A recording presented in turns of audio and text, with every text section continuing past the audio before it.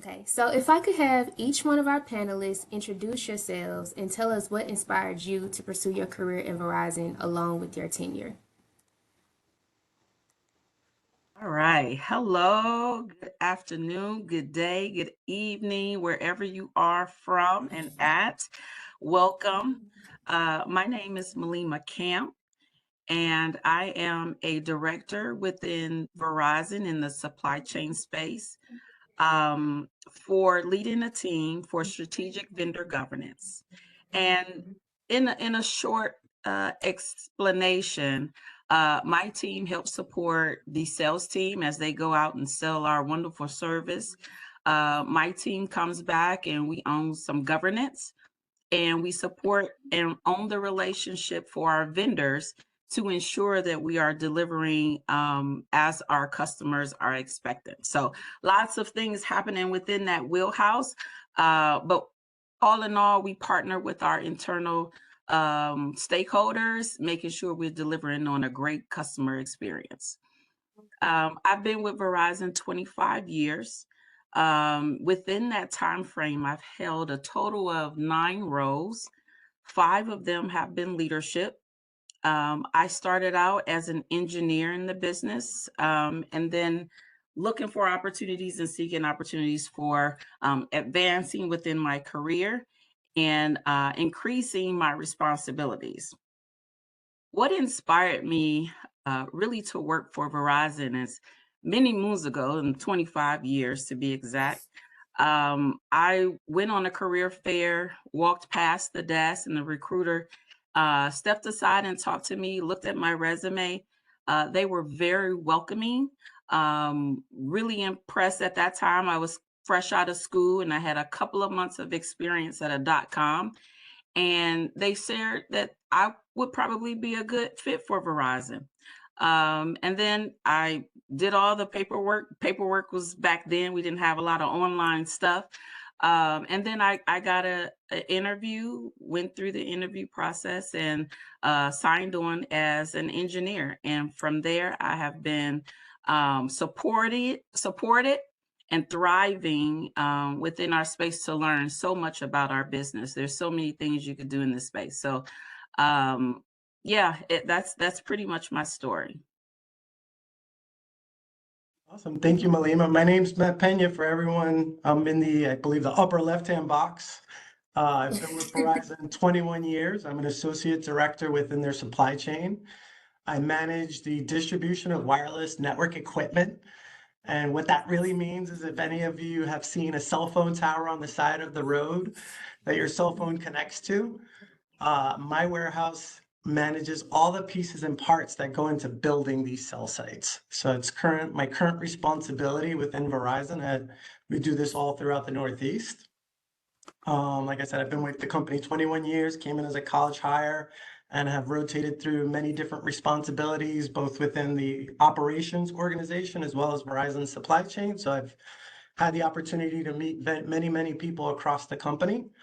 And what has inspired me to come to Verizon, I'm an electrical engineer through education, and I've always had a passion for mobility. When I was a college student, mobility was something on the up and coming. It was an evolving technology that genuinely interested me.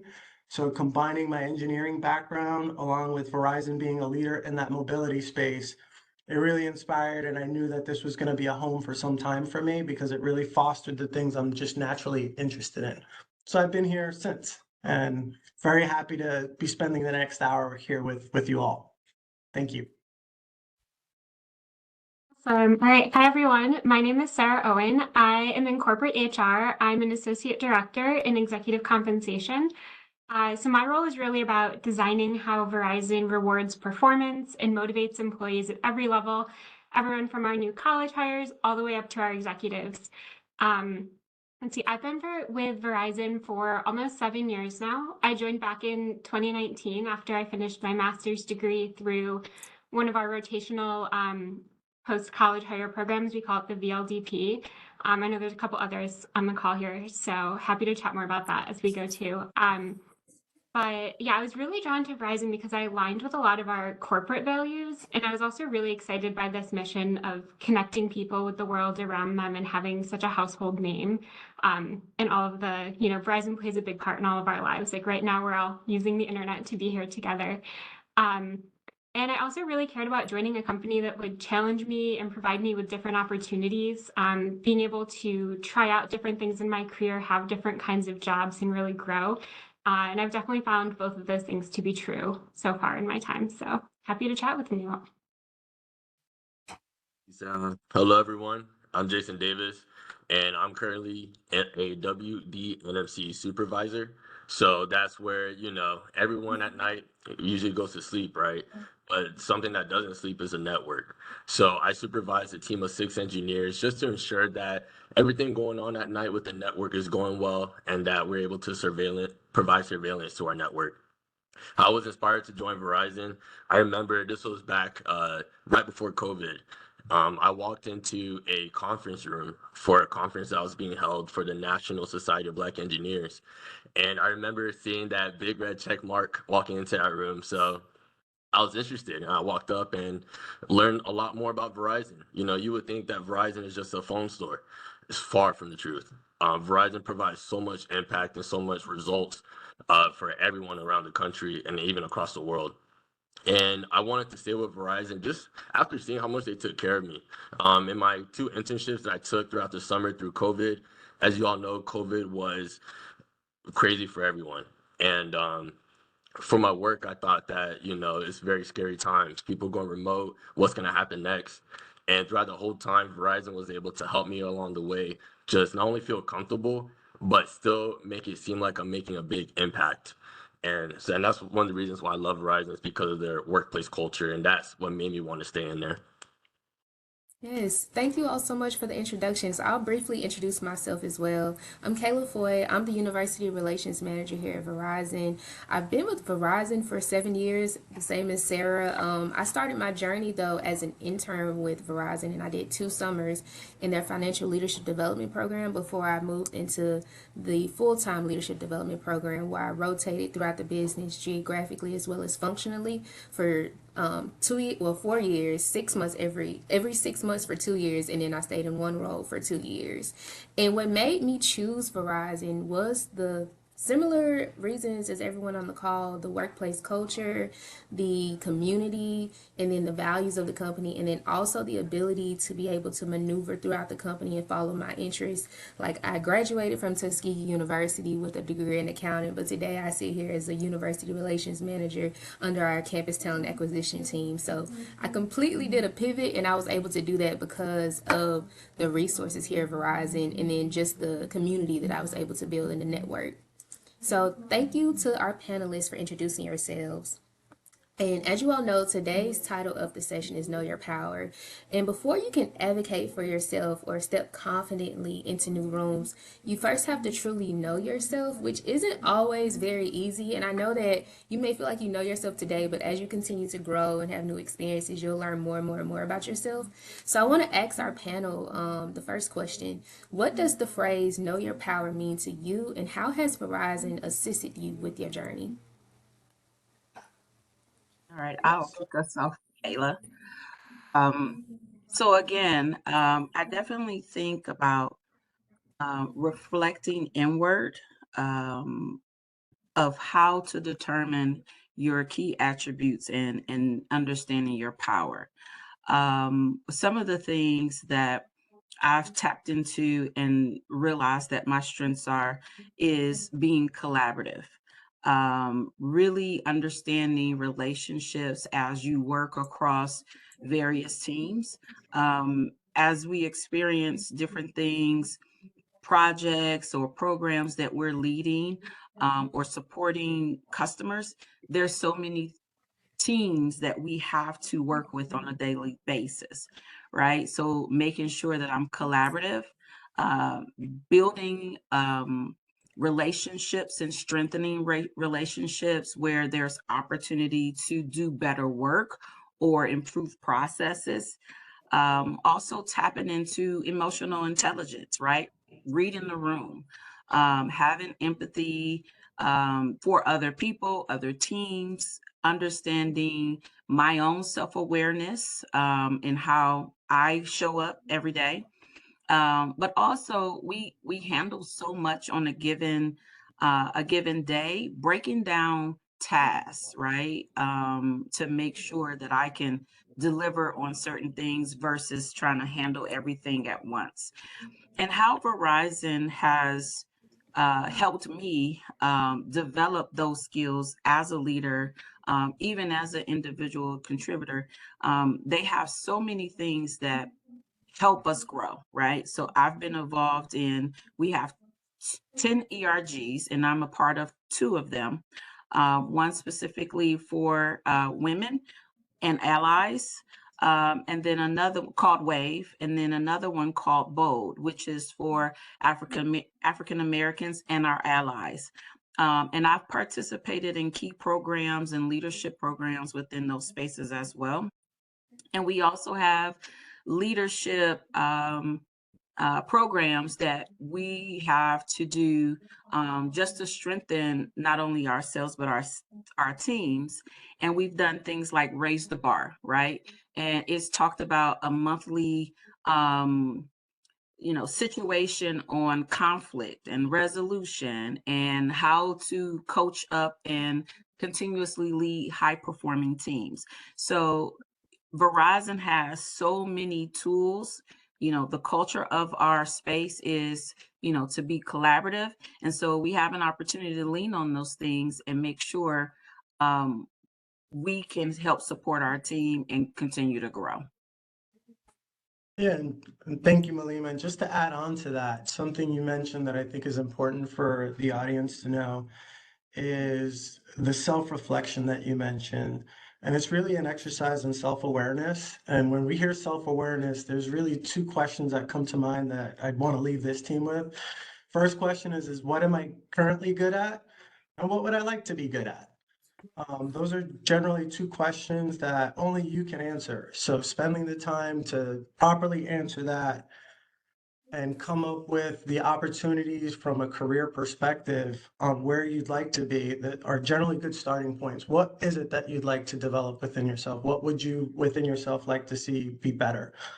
In particular, Verizon has assisted me in this journey, because I've had essentially a closed ecosystem in which I've been able to operate in, and every new position I've taken, some of my old position relates to the new position. So I've been able to grow in a very logical way where everything is complementary and has allowed me to really see what is it that I'm trying to get out of this opportunity, and am I really developing those opportunities, and how is that translating into results in the job that I'm in.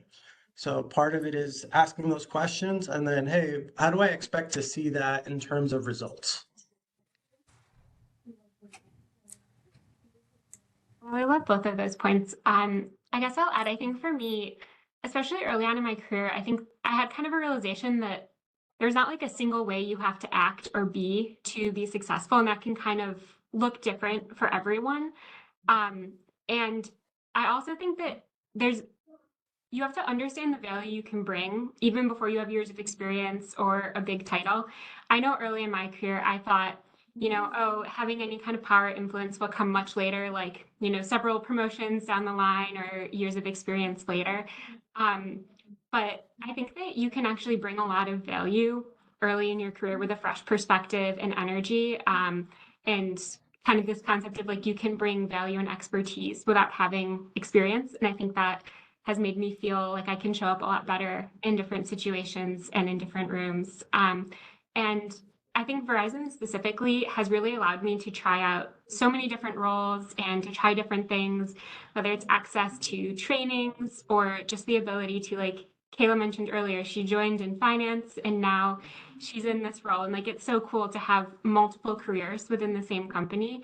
And I think we just really have a great supportive company culture and kind of ability to have different careers in the same company. To kind of close up this question, right? I think that when people think know your power, you think you have to know your power for someone or something. But a lot of people, we don't even know our powers for ourselves. right? I feel like most of the people here might be college students or post grads or people working 9 to 5 jobs. We're busy doing our daily lives. We're busy at work, working the office, doing our busy work. We're busy at school, completing our assignments and whatnot. But I feel like we never spend time getting to know ourselves. So I think that for me, I understood and I said, you know what, it's okay that I don't know my power, but what am I going to do about it? And I kind of sat down with myself and I realized if I looked into all areas of my life, physically, mentally, spiritually, emotionally, if I first told myself what did I want for myself in those aspects, find out what it is and understand, using a notebook for every day, right? Understanding what daily actions can you put towards those aspects of life, you will really see the value that not only you bring to your own life, but to other people's lives as well. And it just began to click for me how Verizon helped me see that. Being a part of the leadership development program, I had the opportunity to meet a lot of different mentors as well as had the opportunity to gain a lot of leadership experience. And within those experiences, being hands-on in those situations, going through different scenarios, if I'm in the action, that's when I'll truly know who I am and how I react in those actions. So to mention again, to find your value, understand what you think you do the best in, physically, mentally, spiritually, emotionally, and all your answers will be answered right there. All your questions will be answered. Thank you so much. That was I such want the to add perfect. Oh, go ahead, something to. Malima. Yeah, I was going to add. It made me think about a different perspective that Jason just mentioned. Knowing and trying to figure out what your power is or your strengths, and what I've identified, even with my team, my leaders, and people that led me in a different space, they've identified those things, sort of for me, or brought them to my attention to say, hey, Lima, you are great at X, Y, and Z, right? Jason, I noticed that you do very well in this space, right? And so that brings a different perspective where other people will pinpoint something that could be a strength that you may not have thought about as well. So be receptive to that for other people to see that from you. Yes, for sure. Thank you all so much. Those were like really great answers for that question. I walked away with action items from hearing your responses. So like from Jason and Matt, like the action item is to take some time and reflect on what it is that you like, what it is that you want to do, and what next steps could take you there. And I would even like to add on to that, if there's someone that you see is doing that thing, what do you admire about them, and how can you, take on some of that, and maybe set up time if you have access to reach out to them, like sit down and set up like a 15-minute, we call it coffee chats at Verizon, set up a little coffee chat to get to know them and learn more about that skill set and how they developed it, and how could you potentially make that one of your powers. And then one last thing that I personally want to add on, if there's anything that you may feel like is a bit awkward about you or something like that, you can turn those little quirks about you into the power. For example, like I can be a little awkward at times. I use that as my superpower to like make a joke to lighten the mood in the room. And so we can have open dialogue at that point. And so what someone may see as a quirk is now a power that you can use, right? So just being mindful of all those things.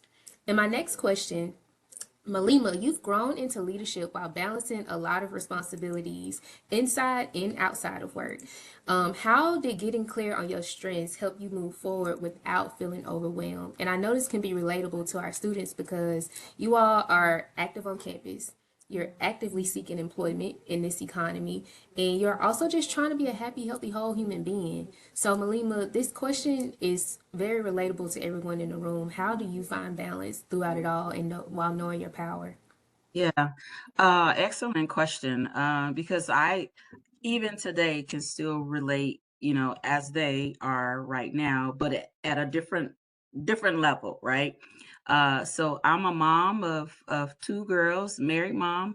My husband has a demanding job, so does I. We're constantly, um, bringing up our girls and exposing them to different things, right? That's the personal side of things. Then I have my work stuff. How am I showing up and leading my team, supporting our organizational goals? Um, and then also self development for myself, right? Not only am I just developing my team, but I'm constantly trying to evolve myself.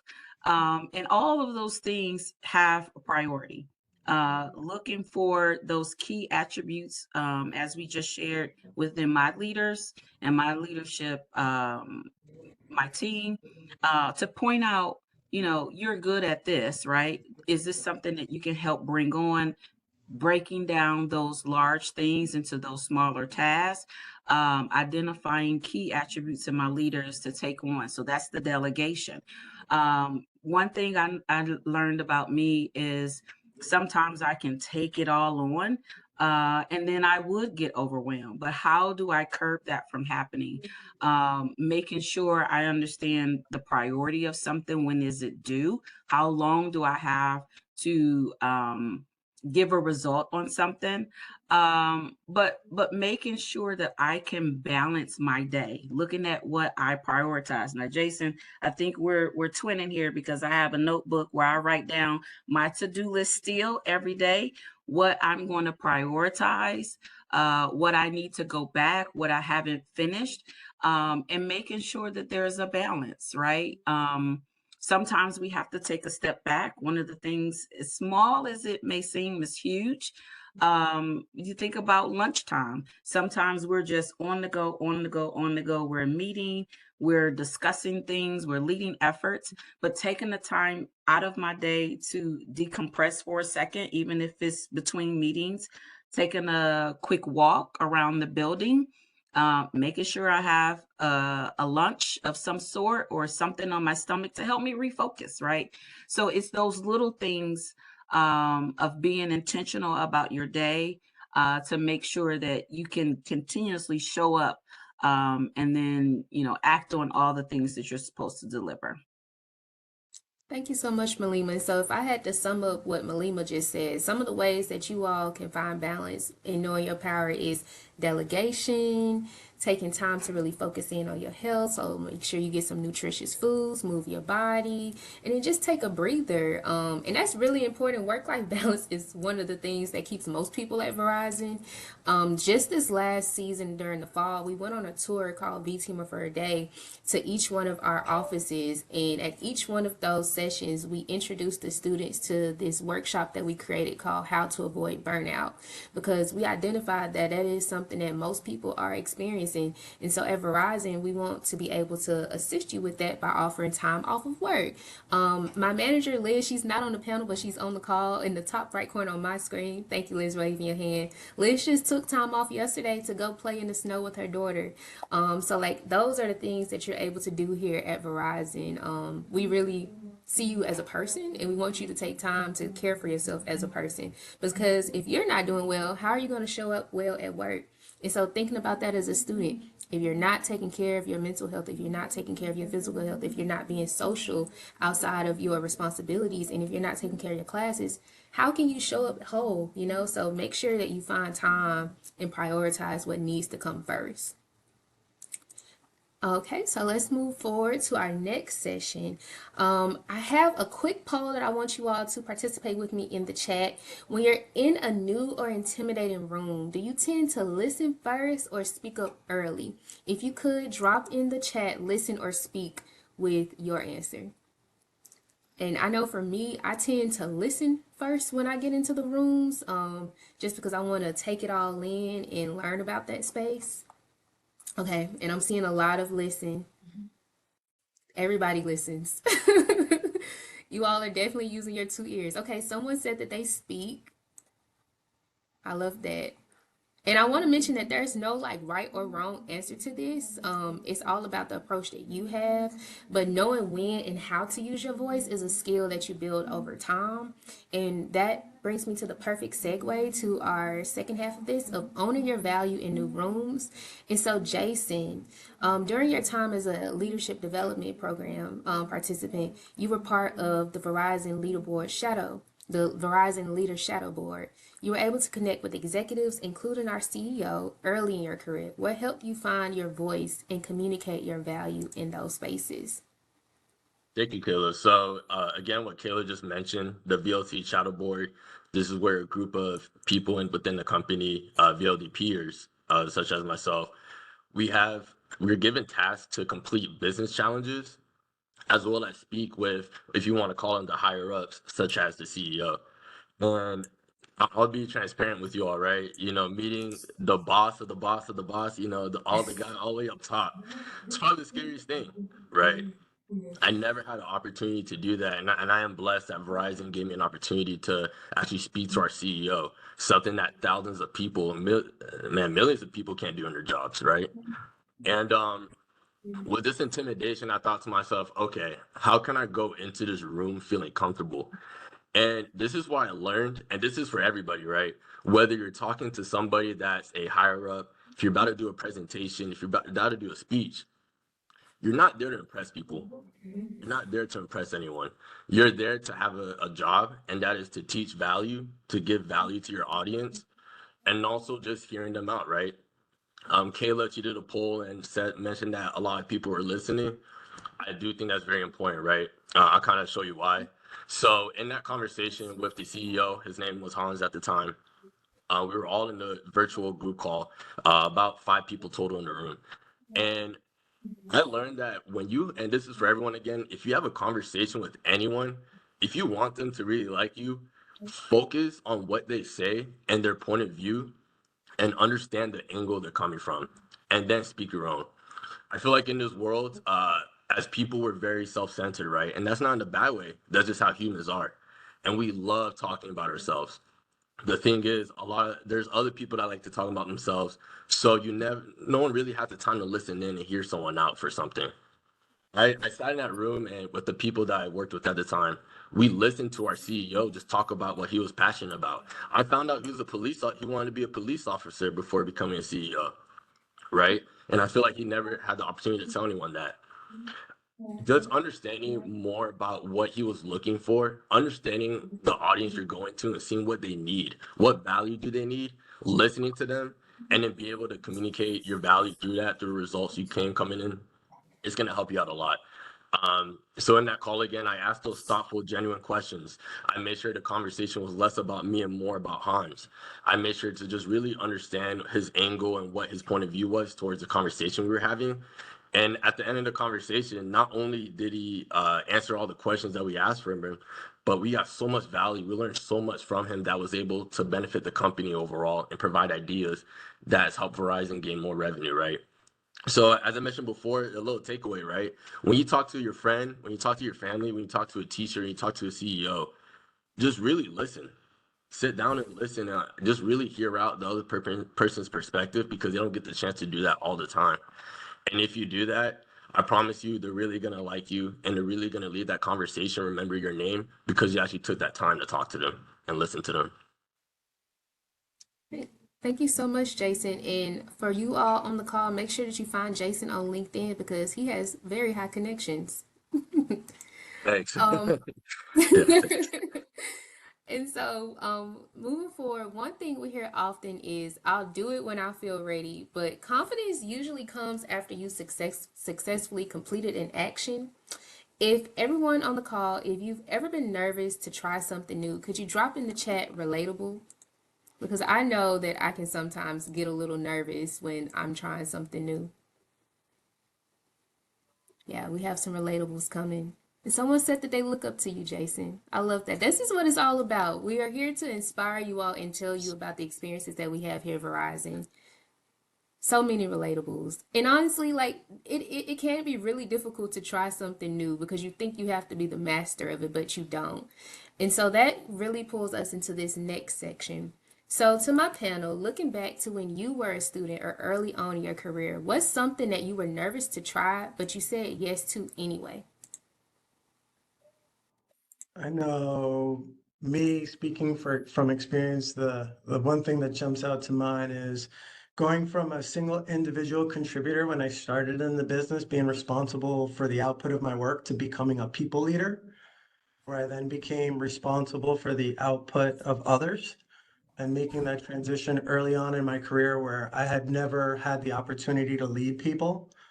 That made me, I remember those days, I was super nervous. And in many cases, the people that worked for me had kids my age, and they would tell me that, which made me even more nervous. And one of the keys that I remember very distinctly is using the idea of I don't know to my advantage. Understanding that I was very new to the business, that wasn't a secret to anyone.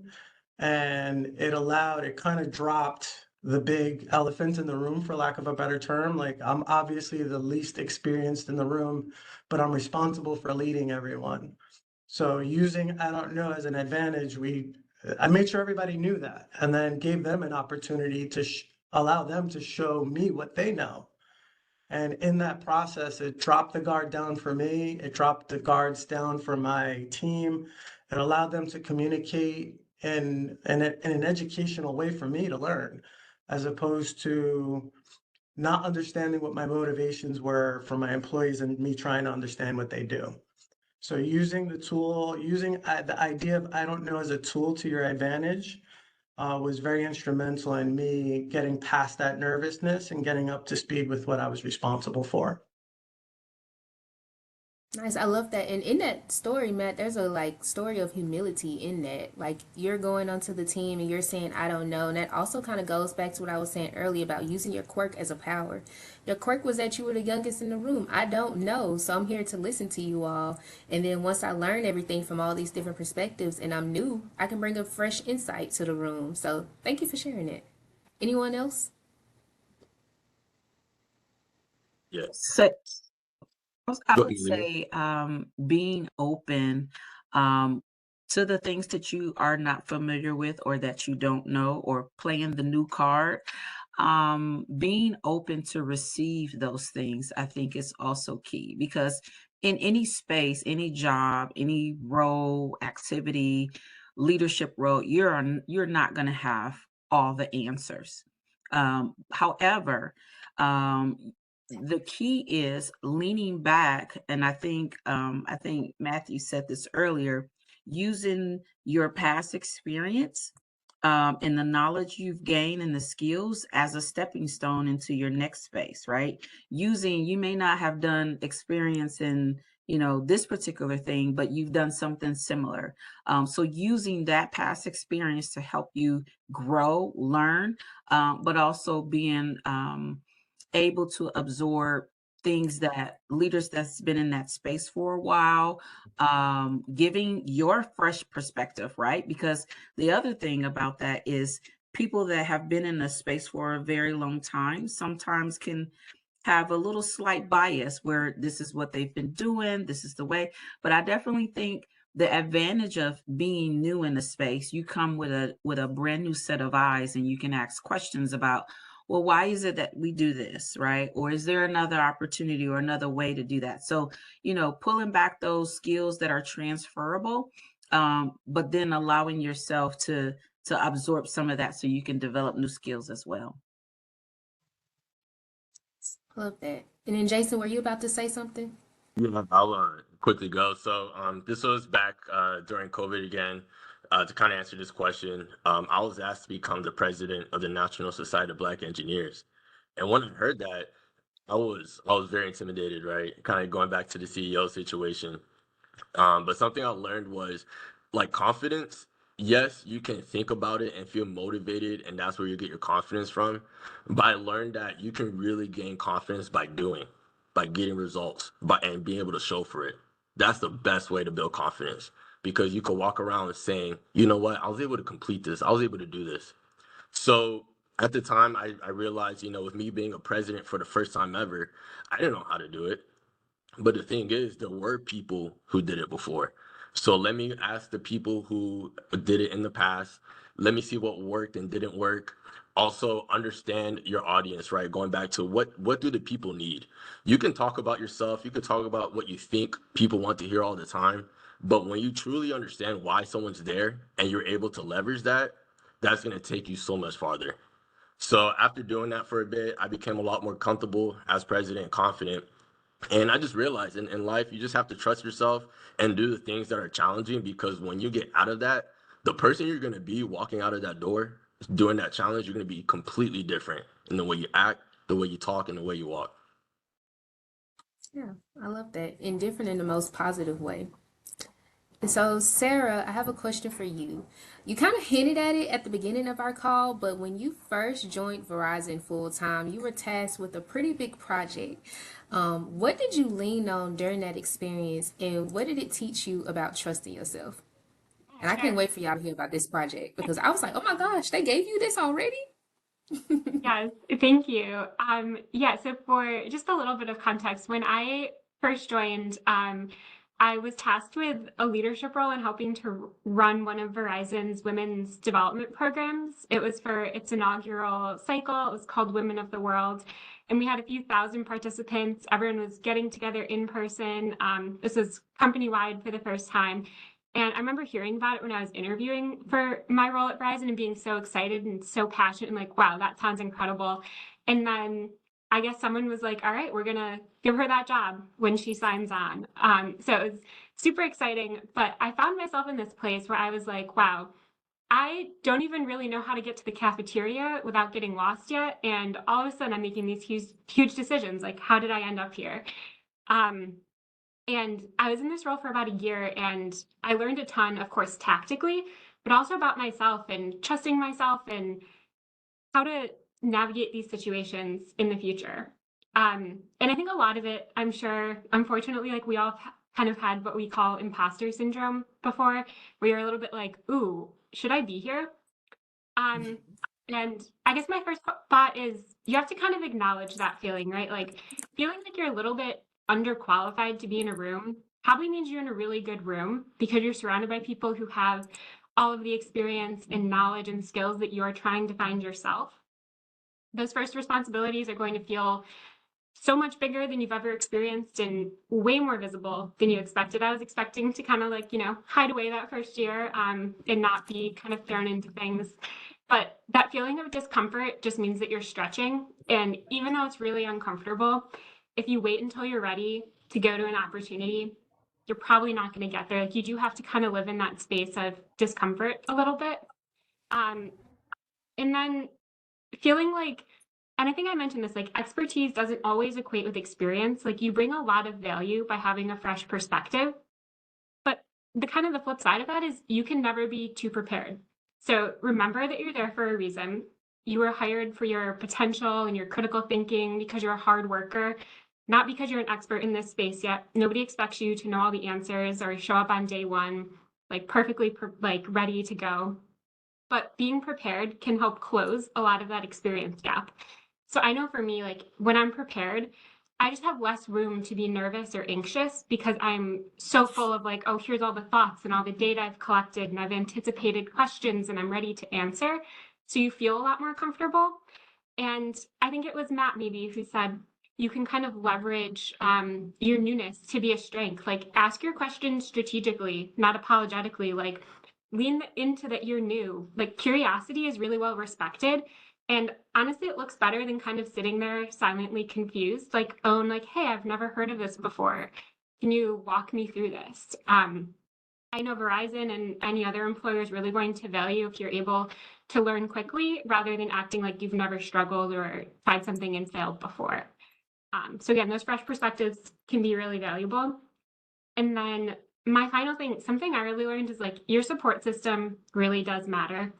At Verizon, I've been really fortunate to have great leaders and managers who have been there to guide me. And I think it's great to have someone who's kind of ahead of you to guide you through that challenge, whether it's your manager or a mentor or just another leader. Having someone else, like a little work bestie you can hang out with, you can get in the weeds together and be like, all right, remind me how to do this, function in Excel, having someone who's there with you. And then I also think there's a lot of value in also leaning on your support outside of work. Like, especially early on, there's going to be days where it's really hard. And sometimes you like need to call your mom or call your best friend and be like, all right, help me remember, like, remind me of what I'm capable of and really leaning on that. And through all of those experiences, I think you'll find you have a lot more trust and know how than you maybe thought you did when you started. Nice. Thank you so much, Sarah. I love hearing your story about how you navigated that. And one thing I want you all to take away from this, Sarah, Jason, and I are still really early on in our careers, but look at what we've been able to talk about, we've been able to do early on through the campus program at Verizon. There's so many opportunities here at Verizon. And Malima and Matt, they also started their careers early on at Verizon, and look where they are today, and they're still here. So like Verizon is a special place where you want to grow. You start and grow a career, and it grows with you as a person as well through our benefits. Y'all should check out our website to learn even more about the benefits because they are spectacular. And so I want to close us out with one more question. One thing I've really, because this is what I really want you all to walk away with today, if you don't walk away with anything else from this session, is that you don't have to be one dimensional or like a corporate robot to succeed. You are definitely allowed and you should be encouraged wherever you end up working to be a whole person. And so, Matt, this question is for you. You've explored different roles, initiatives, and interests over the course of your career. What did that exploration teach you about yourself that you couldn't have learned by staying just in one lane? The first one, thank you for the question. The first thing that comes to mind is embracing constructive criticism. Constructive criticism early on in the career can be difficult at times. I know it was for me, and turning that into action to improve and just the mindset around embracing it, knowing that it's coming from a good place and that it's an opportunity to become better and adopting that psychology of embracing that constructive criticism is one element that I'd like to leave the audience with. Understanding your self strengths is something that this exploration has taught me. Do I like working with people and leading teams? Or do I like to be responsible for the output of my work and be an individual contributor? One of the other things that I learned that I want to leave this audience with is being uncomfortable. And the idea of being uncomfortable is a good thing early on in your career. I would argue and say it's important. It was one of those constructive criticisms that I received early on that I kind of gave it the side eye. What do you mean uncomfortable? And uncomfortable really means that you're looking left and looking right in terms of what you're responsible for, because you're not completely clear as a new person coming in the business what that fully looks like. So allowing yourself to thrive in the discomfort of being in a new role and being in new functions is something that is perfectly normal and it should be expected. And it's one of those things that if you find yourself comfortable in a role, it generally means you have a really good understanding of it. And it may be a good opportunity to start looking for that next opportunity to continue to enhance what you already know. So those would be my three big things that I would leave with the team in terms of what this exploration has taught me. Thank you. And before I open the floor to student Q&A, I want to ask if there's anything that our other panelists would want to share as like a piece of advice or like leaving words for the students. And while they're sharing that advice, everyone drop in the chat like your questions that you may want us to ask. I'll add, Kayla. There was, I hope I'm pronouncing this, Nyosha said that this was good for networking. There was a conversation earlier, and they said this was great for networking. That's a huge aspect of being in any space, right? You guys know that from being in school, the activities that you are a part of, getting to know other people that have held the previous role, like Jason mentioned, being a part of organizations with those like-minded individuals to help you get to that next level, that next space, and then also taking that opportunity when you find things or a role or a company that you're interested in, making that leap to say, I can do this. I may not have, the 10 things that they are, requiring of me, but I have six, right? And you expand on it. And those four that you don't have, what are those transferable skills that you can make up to leverage? Hey, I don't have this, but I've had an opportunity to work on this, or I've had a skill that is similar to that. So thinking outside the box to make sure, you leverage, what you're great at, and using those things that you may not have had experience with as your advantage. And just to add to that, um, I would say my piece of advice, I call it the 30-70 rule.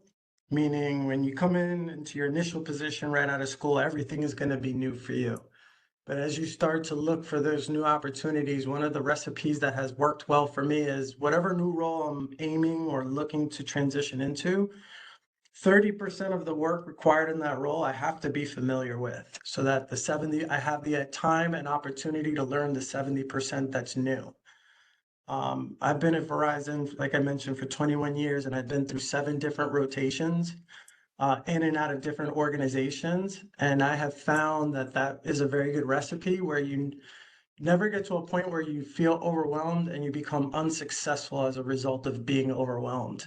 Having that baseline understanding, and it touches a little bit on what Malima was talking about in terms of looking left and looking right in your experiences. That would be my biggest piece of advice for anyone new coming in the business is it's okay if you start somewhere where you're not completely convinced that's where you want to be forever and ever and ever, but think about those things that you really like about where you're at. And what are those complementary roles that, like I said, between 70% of those functions are new, but the 30% is still an understanding of what you're getting yourself into, because that'll give you a good platform to not only learn new functions, develop yourself, but go through the process over again and say, hey, am I happier here? Are these things that I like? Are these skills transferable? And am I overall satisfied? Thank you so much for the advice. We do have a couple of questions in the chat. I do see questions around our internships and what do we have available. So currently right now, we do not have any internships available. We mostly recruit for those in the fall of the academic year, so we'll start recruiting again in fall 2026. But if you all did join in at the beginning and you saw that link to check in, Janelle, if you could drop that link one more time in the chat. If you check in, you'll be added to our talent network, and so as new roles are posted, because sometimes we may have one or two or some more that may come up, you just never know. In this season, you'll get an email notification about that, and then also any events that we have in the future, you'll be notified about them through that source as well. And I saw there was a question asking specifically about sophomore students. So for our internships, a lot of them do begin, you have to be at least a sophomore to be eligible. So in the fall of next season, you'll definitely be eligible if you would be a sophomore during that time. And then I saw there was a question around qualities of the best interns that you've worked with at Verizon. I would say qualities that we look for, whether you're an intern or a full-time hire, just like being here, is curiosity, number one, willing to work as a team, a thirst for knowledge and understanding, and always like being willing to push the envelope, like go that extra mile, within reason, of course. But those are like some of the main takeaways I would say. And then also just being skilled at your role. And when you look at our jobs online, you'll see that we have in the job description, we have the things that you have to have. And then we have those even better ifs. That even better if will always be the thing that sets you apart. So whenever you do begin to look at our job applications, you want to take a look at those even betters and make sure that you have those skill sets, and if you do that, it reflects on your resume. And then we had some really great questions that I really want to get into. Someone asked the question of how do you stay motivated when progress seems slow? And I'm asking that question for myself as well, because that's something that I can struggle with sometimes. I'll jump in, Kayla.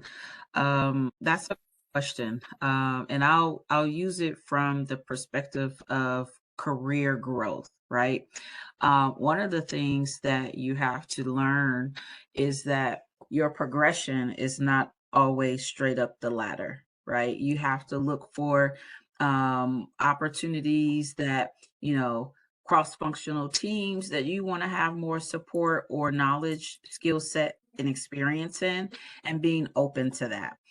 Those will be the key roles that get you where you want to go at that next level. So being open to that, those opportunities that one, a leader may present to you to say, hey, I think you're great at this, right? Would you be open? Or I think your next level, when you start talking about those career development and opportunities for succeeding to the next role, your leader would be giving you input, as well as, we have this thing in Verizon where we say you own your career, because you do as an individual.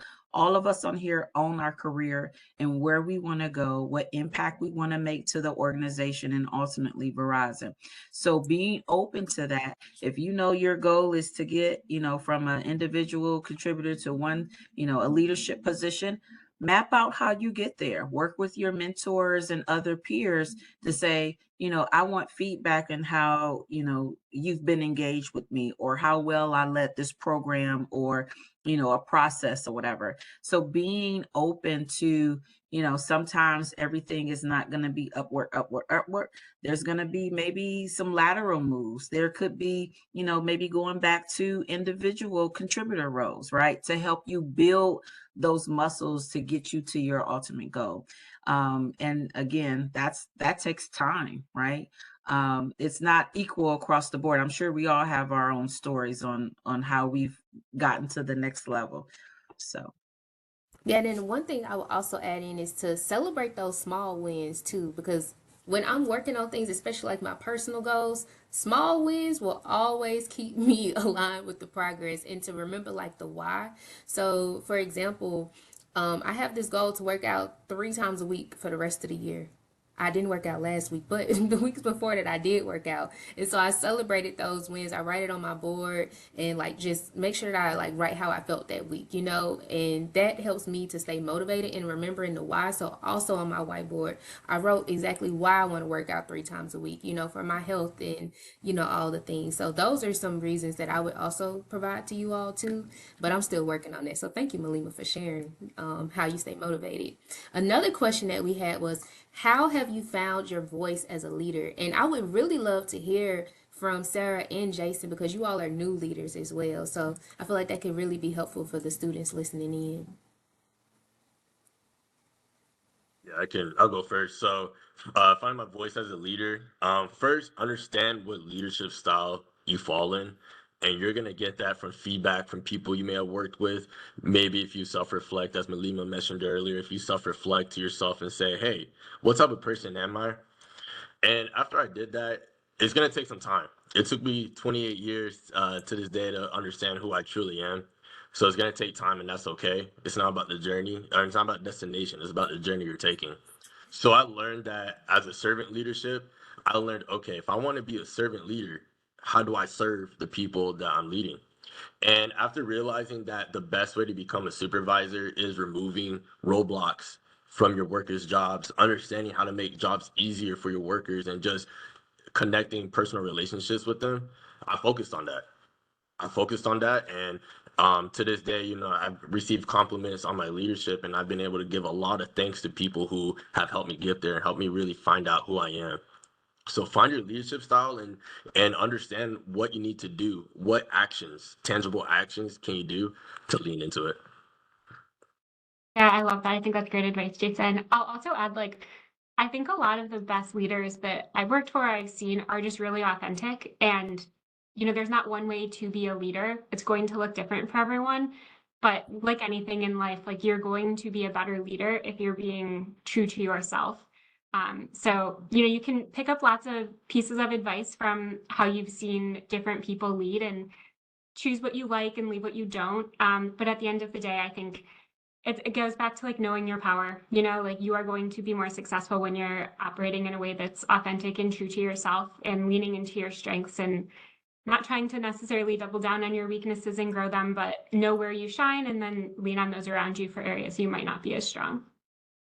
Thank you so much. And then we have one other question. This is from Henny. Hey, Henny. He said, hey, everyone. He wanted to know what pivotal part of your personal experience was the most contributing to building a personal brand. And I can answer that question. For me, I mentioned to you all earlier in the call, like I graduated from Tuskegee University with a degree in accounting, but I knew my junior year that I did not want to be an accountant. And so I knew I had the internship with Verizon. And so once I got to Verizon, I started building community early on.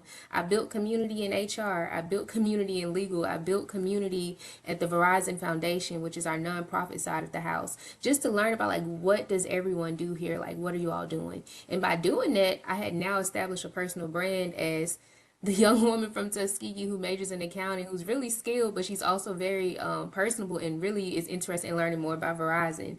And so by doing that, I started getting invited to different events.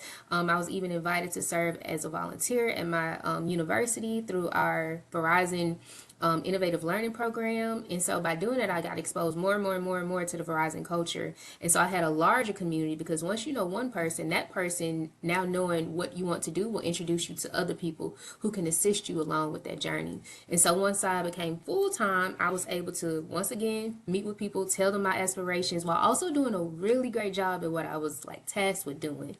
So by the time roles and opportunities became available to me, they already knew Kayla Foy, who wants to be in HR. Let me tell her about this opportunity. And that's how I'm here with you all today. So yeah, thank you all so much for these questions. I'm going to share my screen with you all really quickly. And Janelle, if you could drop into the chat the link to our feedback form, if you all don't mind sharing a little feedback and letting us know how you felt about this event. If there are any topics that you would like us to discuss in the future, that's the perfect place for you to do that because we want to help you all grow. And so on the screen, I have the e-card for our next webinar series called Break the Mold. This will take place on March 19th from 2 to 3 p.m. And during this session, we'll talk about how our V-Teamers broke the mold as first-generation college students and how they were able to build meaningful careers across the company. And the goal, once again, is for you all to walk away inspired and empowered from that discussion and confident in pursuing your own career path. So if you all would register for this event, we have one more after that, and Janelle is dropping the link for those as well. So thank you all again for joining us today for On the Rise. This was our very first episode, so woo! I hope you all have a wonderful day. Thank you to my panelists as well. I really appreciate y'all. You all did such an amazing job sharing your journeys. Thank you all. Thank you, Bye, everyone. All right, bye everyone.